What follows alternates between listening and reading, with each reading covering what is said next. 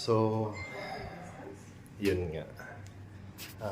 Nag-decide kami ng family namin na mag-rent a car kasi medyo umulan. Nasa labas yan. Umulan ngayon dito sa Puerto Princesa, medyo mahangin. May bagong regulations dito, hindi ko alam kung kailan nag-start. Bawal na yung mga tricycle sa mga main roads. Ibig sabihin, medyo mahirapan kami mag-commute. Sabi ko, pwede naman mag-multicab.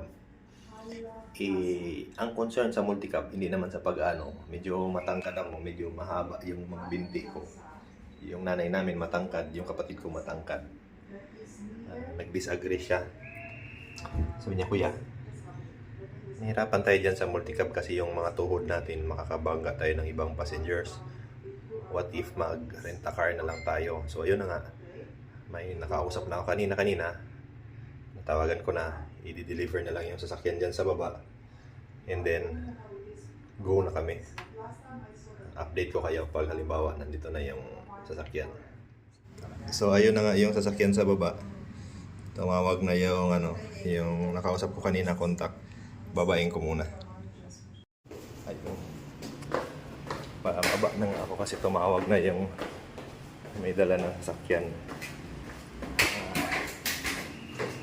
Mag-rent a car na lang kami, tapos ikot-ikot kami dito sa Puerto Princesa.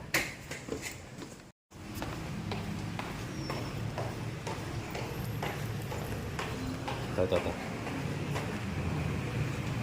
Ano yung sasakyan? Sir!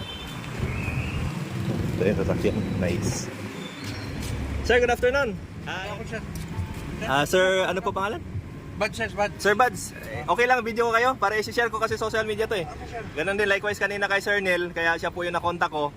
Siya po yung nag-drive sa amin, galing Taytay po, papunta dito. Natuwa po ako kaya kinulit ko siya kanina habang nagda-drive. Sabi ko, sir, okay lang ba video? Sama kita sa video tapos i-share ko po social media. Ayun, Buds Car Rental. Fill up lang ako. Yan. After ng documentation, naka-sign up na ako ng documentation, binigay na sa atin yung susi ng isang unit na Toyota Vios galing kay Sir Buds. Shoutout Sir Buds. Later on i-share ko rin yung social media mo dito sa aking Facebook. Sa ngayon wala pa ako time na mag-edit.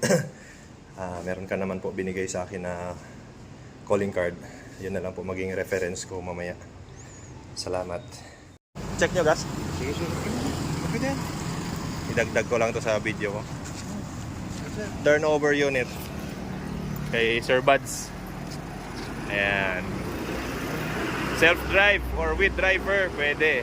Motorbikes, car rentals, pwede. Contact numbers. Kung gusto nyong malaman yung rates, pwede nyo silang kontakin. Kung di ako magkamali, sabi ni Sir Buds, 30 units na sila meron available. Kahit SUV, sedan, small motorcycle, scooter, pwede yan. Pwede niya siyang kontakin. Dag ko lang. Yung mga ka-XR natin na mahilig sa enduro, katulad ko naka-enduro XR 150. Maligaw kayo sa Puerto Princesa. Meron silang for rent na mga units. Kay Sir Buds Car and Motorcycle Rental. Yan.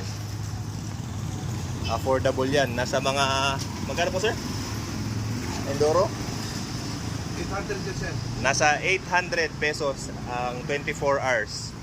Gusto nyo mag-leisure kayo dito? Mahilig kayo magmotor? Ayan, pwede yan. Kung nalalakihan kayo sa enduro, meron silang scooter. Para chill ride lang, meron silang available scooter. Huwag kayo mahiya magtanong sa kanila. Coordinate kayo kay Sir Buds. Siya mismo yung may-ari, siya mag-a-assist sa inyo. Alright, thank you.